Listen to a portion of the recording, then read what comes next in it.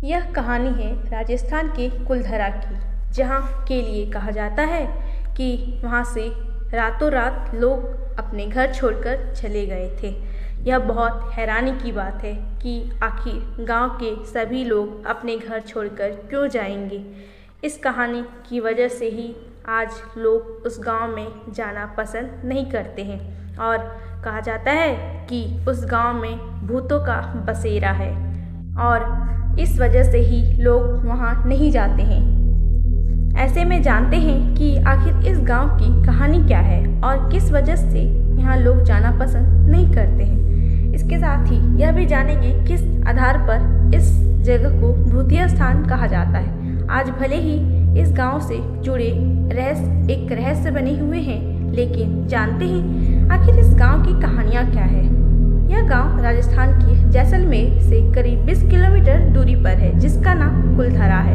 अब इस गांव के लिए कहा जाता है कि यह भूतों का बसेरा है और अब गांव में कोई नहीं रहता है। गांव में काफ़ी पुराने कुछ मकान बने हुए हैं जो पूरी तरह से खंडर बन चुके हैं और सिर्फ उनकी दीवारें बची हुई है। अब इस गांव की गिनती देश के हॉन्टेड प्लेस में की जाने लगी है।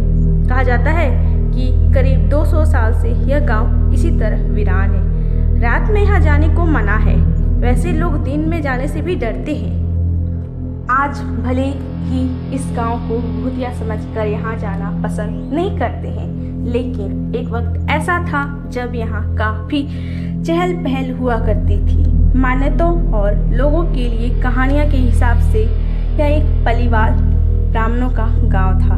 लेकिन एक दिन कुछ ऐसा हुआ कि गांव करीब 1500 लोग यहाँ से प्लान करके गए, जबकि कई लोगों कहानियाँ में इससे गायब होना भी कहते हैं। अब उनके यहाँ से जाने को लेकर कई तरह की कहानियाँ हैं और यह कारण रहस्य बना हुआ है।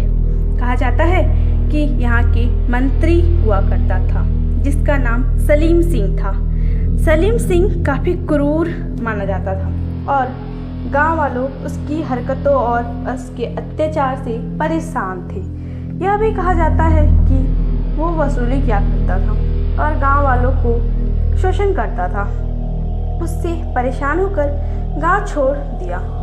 इसके साथ यह कहानी भी कही जाती है कि सलीम ने एक बार गांव के प्रधान की बेटी को बुरी नज़र से देखा और उसे अपना साथ रखने की इच्छा जाहिर की और गांव वालों को धमकी दी कि यह लड़की मुझे सौंप दो, नहीं तो मैं तुम लोग से 2 गुना लगान लूँगा। इसके बाद ब्राह्मण ने गांव छोड़ने का निर्णय लिया। बताया जाता है कि सभी ब्राह्मण ने एक साथ प्लान कर लिया था और जाते जाते इस गांव को श्राप दे के गया। इसके बाद यहाँ कोई भी व्यक्ति बस नहीं पाता और लोग का मानना है कि अगर यहाँ कोई जाता और रहता है तो किसी के साथ भी अनहोनी घटना होने लगती है और उनके घरों से अजीब से चिल्लाने और रोने की आवाज़ें आती हैं। इसी कारण कोई भी व्यक्ति यहाँ नहीं रह पाता है।